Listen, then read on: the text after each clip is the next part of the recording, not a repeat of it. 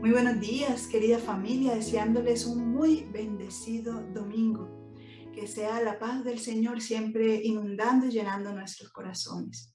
Bueno, hoy llegamos al séptimo día de nuestros 10 días de ayuno de consagración. Y en esta mañana de domingo vamos a estar estudiando este tema. Recuerden que estamos estudiando motivos por los cuales orar en este nuevo año 2022. Y hoy Andrea Quirós nos compartirá un tema denominado que amemos como Cristo. Este siguiente motivo de oración para estar permanentemente edificándonos a través de la palabra de Dios. Que sea el Señor bendiciéndonos a todos en este tiempo. Hola, buenos días, querida familia. Hoy un nuevo día donde nos reunimos a estudiar a la luz de la palabra de Dios un nuevo tema que nos lleve a un nuevo motivo de oración y de esta forma seguir consagrando nuestra vida y este año 2022 al Señor Jesucristo. Deseo de todo mi corazón que sea de gran bendición.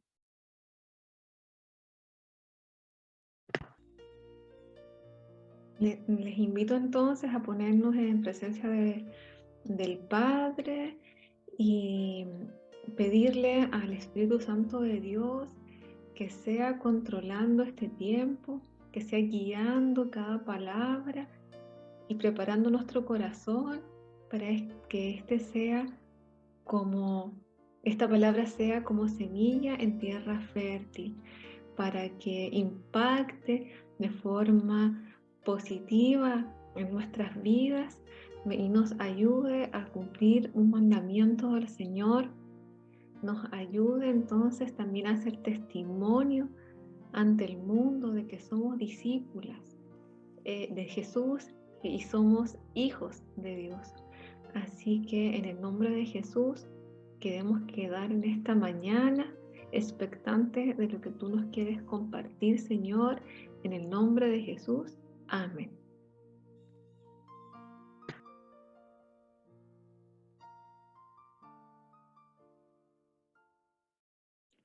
Comenzamos entonces este tema devocional y lo primero es que tenemos que comprender que así como nosotros no podemos amar a Dios por nosotros mismos, tampoco podemos hacerlo hacia los demás. Necesitamos orar para que podamos tener un amor como el de Cristo, el tipo de amor que busca lo mejor en los demás, sirve y se sacrifica con gozo. El apóstol Juan dijo que nosotros amamos porque Dios nos amó primero. Que este año entonces nos enfoquemos en el amor que Cristo tiene por nosotros y que éste nos impulse a amar a otros como Él nos ama. Nos vamos a basar entonces en este versículo que encontramos en Primera de Juan 4, del 19 al 21. Aquí se los traigo en 4 versiones, que son las que habitualmente más usamos, ¿cierto? En nuestras reuniones. Y siempre les llamamos a, a consultar la riqueza de la palabra de Dios en multiversiones. Está en Reina Valera de 1960, me faltó un 6 ahí. Luego está NTV, NBI, o sea, NTV, Nueva Traducción Viviente, NBI, Nueva Versión Internacional, y TLA es Traducción al Lenguaje Actual. Yo siempre comento que mis versículos, ¿cierto? Los baso principalmente en Nueva Traducción Viviente, y ese es entonces el que les voy a leer. Dice, nos amamos unos a otros porque Él nos amó primero. Si alguien dice, amo a Dios, pero odia a otro creyente, esa persona es mentirosa, pues. Si no amamos a quien podemos ver, ¿cómo vamos a amar a Dios, a quien no podemos ver? Y Él nos ha dado el siguiente mandato.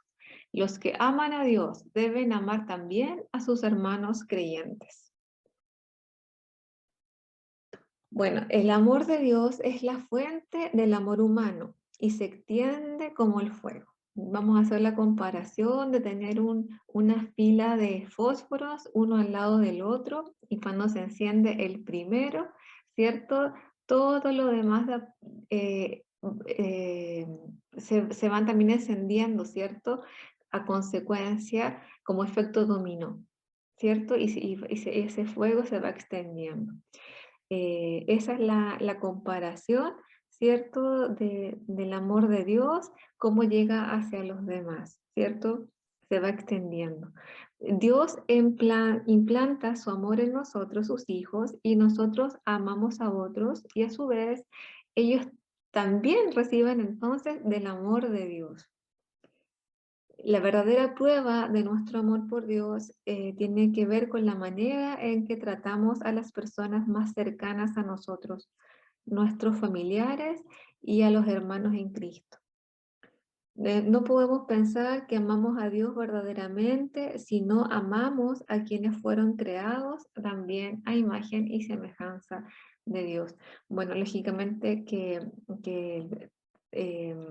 por supuesto que el prójimo es nuestra familia, ¿cierto? Familia sanguínea, nuestra familia, la iglesia y todos nuestros prójimos, ¿cierto? Conocidos o no conocidos. Pero nos vamos a enfocar en nuestros hermanos, ¿cierto? En la fe, en base ¿cierto? Al versículo que hemos revisado. Y entonces hay que considerar el contexto, ¿cierto? Histórico en el cual fue escrita esta epístola. Es importante saber que las tres epístolas, que también se llaman cartas, ¿cierto? Primera de Juan, segunda de Juan y tercera de Juan, se llaman así cartas, ¿cierto? Pero esta primera carta no tiene la forma o el estilo de una carta, porque no tiene, entre otras cosas, saludos al principio, ni en la conclusión, ni al final. Y el estilo entonces más bien es de un sermón. Tiene todas las características de un mensaje escrito por un fiel pastor que siente amor y preocupación por un grupo cierto determinado. El apóstol Juan se desempeñó como pastor de la iglesia de Éfeso, que fue fundada por el apóstol Pablo. Entonces, para entender la primera epístola de Juan, debemos saber algunas cosas sobre la ciudad de Éfeso en el principio del siglo II. Bueno, estas consideraciones, ¿cierto?, que predominaban en la época, podemos ver que también es observable en nuestra época actual. Y mire lo que pasaba entonces en ese entonces, y usted vaya pensando si es que eso no, usted también lo ha visto, ¿cierto?, hoy en día.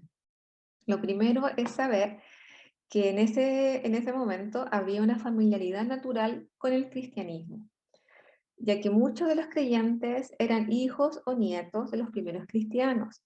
¿Ya? Sin embargo, el nuevo brillo de la fe cristiana se ve empañado, ya que la novedad había pasado, la emoción y la gloria de los primeros días de la iglesia, ¿cierto? De los que fueron contemporáneos de Cristo, se había perdido. La emoción de los primeros días se había perdido.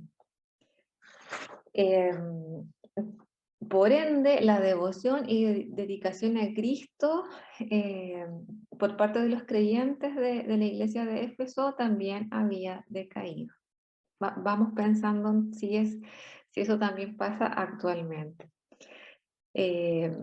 Segundo, las elevadas normas que había en ese momento en el cristianismo habían hecho que los cristianos fueran personas diferentes, ¿cierto? Diferentes por sus conductas, diferentes por sus estilos de vida, ya que ellos no buscaban, si alguien les hacía mal, por ejemplo, no buscaban venganza, ¿cierto? Porque seguían los mandamientos y estaban espiritualmente muy fuertes, ¿cierto? Muy llenos del Espíritu Santo. ¿Y qué pasó? pasó que los hijos y los nietos, ¿cierto?, de estas personas, que eran los que estaban en ese tiempo, se empezó a ver que no quisieron ser diferentes. Ya quiere decir que se habían convertido en cristianos flexibles, ya que no eran comprometidos al 100% con su iglesia, sino que transaban algunos, algunos mandatos, y entonces empezamos a ver que, que la iglesia entonces comenzó a no ser como antes, a no ser como en un inicio, ¿ya? Tercero, entender que la persecución de los primeros cristianos no fue una enemiga o la amenaza más como salvaje, por así decirlo, sino que el peligro que mayormente acechaba a la iglesia de Éfeso estaba en el interior mismo de ellos. ¿Por qué? Porque el cristianismo corría peligro de ser cambiado debido a situaciones, ¿cierto? A costumbres que empezaron a hacer, que no eran cristianas, que empezó a hacer, a ingresar a esa iglesia. Y ahí tenemos el cuarto punto, que el gnosticismo fue el verdadero enemigo de los cristianos de la época. El gnosticismo era la filosofía básica del Imperio Romano y se empezó a introducir, ¿cierto? Poco a poco y a contaminar, ¿cierto? Por así decirlo, también la iglesia. Dentro del gnosticismo había varios tipos de matices, como que habían varios tipos de filosofía, y habían dos grandes grupos, ¿cierto? Con diferencias entre estos extremos, pero ambos pensamientos coincidían en que negaban el carácter mesiánico de Jesús. ¿Ya? Ellos negaron, por ejemplo, la encarnación de Jesucristo, ¿cierto? Que tiene que ver con que Jesús, ¿cierto? Dejó el cielo, vino, se hizo hombre.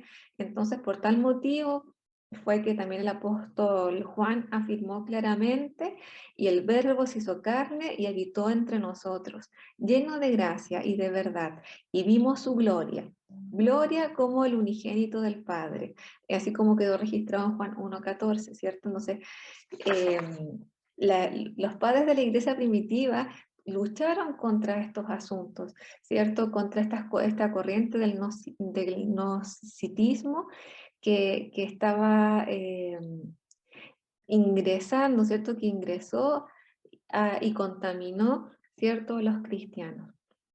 ¿Ya? Entonces, hay una defensa importante, ¿cierto? De la fe y de la divinidad del Señor Jesucristo. Eso fue necesario de hacer por parte de los padres de la iglesia, ¿ya? Y Juan vemos que también es un llamado importante respecto de aquello.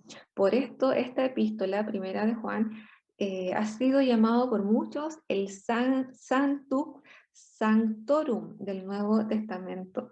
El, el Sancto Sanctorum es una forma de catalogar, o sea, como una clasificación, ¿cierto? En latín es la parte o el lugar más santo de los santos. ¿Ya? Entonces, porque era como se denominaba la parte interior y más sagrada del tabernáculo, ¿cierto? Que estaba en el desierto y después en Jerusalén. Entonces, de todos los santos, la parte más santa se denominó así, y muchos de los estudiosos bíblicos le ponen también como este apodo del Sanctum Sanctorum a la primera epístola de Juan, dentro del Nuevo Testamento. Entonces, esta es una epístola familiar, ¿cierto? Y se llama considerar esta epístola de esa forma, ¿ya? Luego todos entendemos que la iglesia es un cuerpo de creyentes en la posición en la cual hemos sido bendecidos, ¿cierto? Con toda bendición espiritual en Cristo, como podemos leer en Efesios 1:3. Y el creer en el Señor nos ha introducido en la familia de Dios, ¿cierto? Y en la familia tenemos una relación que puede ser rota, pero que también, para gloria de Dios, puede ser restaurada cuando confesamos nuestros pecados, ¿cierto? Como dice en Juan 1:9, que si confesamos nuestros pecados, Él es fiel y justo para perdonar nuestros pecados y limpiarnos de toda maldad. Bueno, entonces, estamos convencidos, ¿cierto?, que estas palabras, ¿cierto?, son muy importantes para los creyentes de la iglesia, ¿cierto? Fueron dedicadas a la iglesia de Éfeso en ese momento y también a nosotros, ¿cierto?, en este día, donde también vemos que muchas similitudes con lo que pasaba allá en Éfeso en ese momento, ¿cierto? Lo que pasa hoy, si es que nos hemos convertido en cristianos flexibles, ¿cierto? O que ya el brillo de la fe se ha empañado y a consecuencia de eso también hemos perdido el amor por nosotros, ¿cierto? Por nuestros hermanos. Entonces, bueno, vamos o sea, ya conocemos que esta epístola es muy importante y ojalá podamos llegar a una buena comprensión completa de ella, pero hoy nos vamos a enfocar, ¿cierto?, en la segunda división de esta epístola, ya es todo Primera de Juan. Los teólogos la dividen en tres. La primera división se titula, ¿cierto?, Dios es amor. La segunda, perdón, la primera es Dios es luz, la segunda es Dios es amor y la tercera división es Dios es vida. Ya hoy entonces nos vamos a enfocar en la segunda división, ¿cierto?, donde está el subtítulo de Dios es amor. Bueno, vamos a ver entonces versículos relacionados, ¿cierto?, a este versículo de primera de Juan 4, 19 al 21, y lo vamos a encontramos, bueno, hay más, ¿cierto?, para revisar en la Biblia, pero hoy les quiero comentar estos cuatro, ¿cierto? Primera de Juan 2:4, que dice: si alguien afirma, yo conozco a Dios, pero no obedece los mandamientos de Dios, es un mentiroso y no vive en la verdad.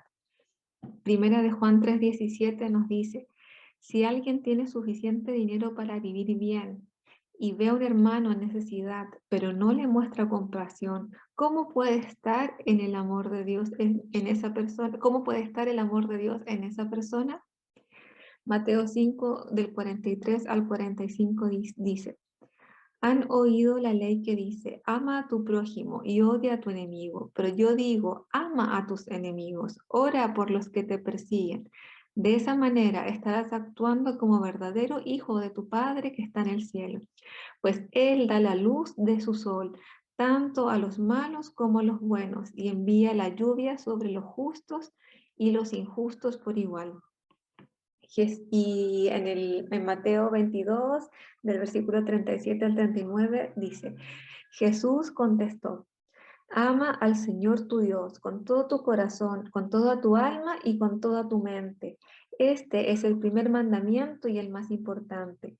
Hay un segundo mandamiento que es igualmente importante: ama a tu prójimo como a ti mismo. Entonces les dejo estos versículos para que podamos revisarlos y durante el día también poder meditar en ellos. Entonces, la manera de aplicación, ¿cierto? Aplicación final, vamos a basarnos en Juan 13, del 34 al 35, que también ahí está en 4 versiones, ¿cierto? Para nutrirnos de la riqueza, ¿cierto? Que dice: así que ahora les doy un nuevo mandamiento. Ámense unos a otros, tal como yo les he mandado. Ustedes deben amarse unos a otros. El amor que tengan unos por otros será la prueba ante el mundo de que son mis discípulos. Entonces, sin lugar a duda, vemos que es un mandato del Señor, ¿cierto? Y este mandato del Señor no es nuevo, ¿cierto? Y lo encontramos, por ejemplo, en el Levítico 19, 18, ¿cierto? Ya ahí el Señor, en ese tiempo, Él decía, no busques vengarte ni guardes rencor contra tus hermanos israelitas, sino ama a tu prójimo como a ti mismo. Yo soy el Señor. Esas fueron palabras de Dios que le estaba diciendo a su pueblo, por allá en Levítico. Entonces, este mandato que nos da el Señor Jesucristo vemos que no es nada nuevo, ¿cierto? Pero también tenemos que entender que amar de la manera en que Cristo amaba era, es y será revolucionario, ¿cierto? Amar a nuestro enemigo y no buscar venganza, por ejemplo, es revolucionario. Entonces, como creyentes, estamos llamados a amar a los demás con el mismo tipo de amor que Jesús tiene por nosotros. Amar de esa manera no solo llevará a los no creyentes a Cristo, porque este, como dice ahí, es la prueba ante el mundo de que somos sus discípulos, ¿cierto? Entonces, eso va a llevar a no creyentes a los pies de Cristo y también mantendrá a nosotros los creyentes fuertes y unidos en este mundo que es hostil a Dios. Así como Jesús fue el ejemplo viviente del amor de Dios, nosotros estamos llamados a ser ejemplos del amor de Jesús, ¿cierto? Y el amor es más que un sentimiento de afecto, es una actitud que se muestra con acciones. ¿Cómo podemos amar a otros de la manera que Jesús nos ama a nosotros? ¿Cierto? Lo hacemos, por ejemplo, cuando brindamos ayuda, aunque tengamos que salir de nuestra zona de confort, cuando buscamos el bienestar de otros, en lugar de solamente nuestro propio bienestar. También amamos como amó el Señor Jesucristo cuando otros nos ofenden y no buscamos vengarnos, ¿cierto? Estos son algunos ejemplos y sin duda que amar de esa manera no es nada fácil, ¿ya? Pero buscando la presencia del Señor, buscando su presencia, Él nos da su amor, ¿cierto? Que nos da el amor de Jesucristo para poder amar igual que Él.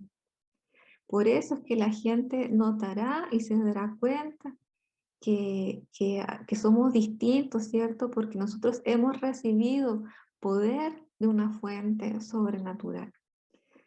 Y aquí también los invito a poder revisar después con calma la hermosa descripción de amor que se encuentra en 1 Corintios 13. Bueno, entonces para finalizar, vamos a hacer una oración basada en 1 Juan 4, del 7 al 21. Acá yo les dejo el texto en pantalla, ¿cierto? Que tiene por subtítulo Ámense unos a otros, ¿cierto? Que dice, queridos amigos, sigamos amándonos unos a otros, porque el amor viene de Dios. Todo el que ama es un hijo de Dios y conoce a Dios, pero el que no ama no conoce a Dios, porque Dios es amor. Dios mostró cuánto nos ama al enviar a su único Hijo al mundo para que tengamos vida eterna por medio de Él. En esto consiste el amor verdadero. No en que nosotros hayamos amado a Dios, sino que Él nos amó a nosotros y envió a su Hijo como sacrificio para quitar nuestros pecados. Queridos amigos, ya que Dios nos amó tanto, sin duda nosotros también debemos amarnos unos a otros. Nadie jamás ha visto a Dios, pero si no nos amamos unos a otros, Dios vive en nosotros, pero si nos amamos unos a otros, Dios vive en nosotros y su amor llega a la máxima expresión en nosotros. Y Dios nos ha dado un espíritu como prueba de que vivimos en Él y Él en nosotros. Además, hemos visto con nuestros propios ojos y ahora damos testimonio de que el Padre envió a su Hijo para que fuera el Salvador del mundo. Todos los que declaran que Jesús es el Hijo de Dios viven en ellos y ellos en Dios. Nosotros sabemos cuánto nos ama Dios y hemos puesto nuestra confianza en su amor. Dios es amor y todos los que viven en el amor viven en Dios y Dios vive en ellos. Y al vivir en Dios, nuestro amor crece hasta hacerse perfecto. Por lo tanto, no tendremos temor en el día del juicio, sino que podremos estar ante Dios con confianza, porque vivimos como vivió Jesús en este mundo. En esta clase de amor no hay temor, porque el amor perfecto expulsa todo temor. Si tenemos miedo es por temor al castigo, y esto muestra que no hemos experimentado plenamente el perfecto amor de Dios. Nos amamos unos a otros, porque Él nos amó primero. Si alguien dice, amo a Dios, pero odia a otro creyente, esa persona es mentirosa, pues si no amamos a quienes podemos ver, ¿cómo vamos a amar a Dios a quien no podemos ver? Y Él nos ha dado el siguiente mandato. Los que aman a Dios deben amar también a sus hermanos creyentes. Así es, Papito Dios, en esta mañana, en tu presencia, queremos llevar a oración, Señor, estas palabras que están registradas en tu palabra, Señor. Queremos en el nombre de Jesucristo amar como tú quieres que nosotros amemos a nuestro prójimo, como tú quieres que nosotros amemos a nuestros hermanos creyentes, bendito Dios. Queremos, bendito Padre, en tu presencia, Señor, conocer de tu amor.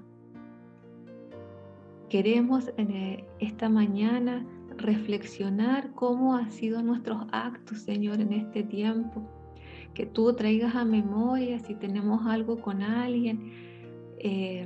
Tenemos que ponernos a cuentas contigo, Señor, y es nuestro anhelo poder desarrollar en tu presencia el amor de Cristo, Señor, y queremos que nuestro amor crezca, como dice tu palabra, hasta hacerse perfecto en tu presencia, Señor.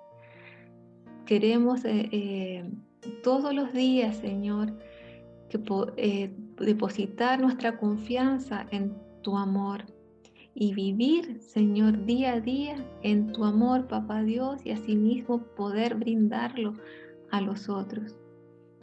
Queremos, Padre Santo, seguir tus mandamientos, Señor. Queremos pedir la ayuda del Espíritu Santo de Dios para que nos ayude, Señor, en esto que no es fácil, Señor, en este mundo. No es muy revolucionario, Señor, el tipo de amor que tú nos enseñas, Señor. Pero sabemos que no va a ser difícil si es que estamos siempre en tu presencia, Papá Dios. Y en nuestro anhelo cumplir este año y todos los días de nuestra vida tu mandato y amar a otros como Jesús lo hace, Señor, es también un mandamiento, Papá Dios. Venimos hoy a ti, a la fuente de poder sobrenatural, a llenarnos de tu presencia, a llenarnos de tu amor, Señor, a llenarnos de tus palabras, de tus enseñanzas, a atesorarlas en nuestro corazón y anhelamos, bendito Dios, que este amor crezca, Señor, y sea como el fuego del Espíritu Santo que se va extendiendo, Papá Dios, a nuestros prójimos. En el nombre de Jesús dejamos todas estas palabras, Papá Dios, que todo lo que hemos aprendido en tu presencia, deseando que sean palabras como semilla en tierra fértil en nuestra vida y poder aplicarla para que el mundo vea, porque tu palabra sí lo dice, que ese es el testimonio de la prueba de que somos tus hijos, Papá Dios. Así que te pedimos poder desarrollar el amor por el prójimo, así como Jesús nos amaba. Quedamos en tu presencia, en el nombre de Jesús y en el poder del Espíritu Santo. Amén. Bueno, querida familia, espero que este tema, a la luz de la palabra de Dios, haya sido de gran bendición y que nos desafiemos, usted y yo, a meditar en estos versículos durante este día para seguir creciendo espiritualmente. Les envío muchos saludos y que Dios nos bendiga grandemente. Seguimos mañana con un nuevo tema. Chao, chao.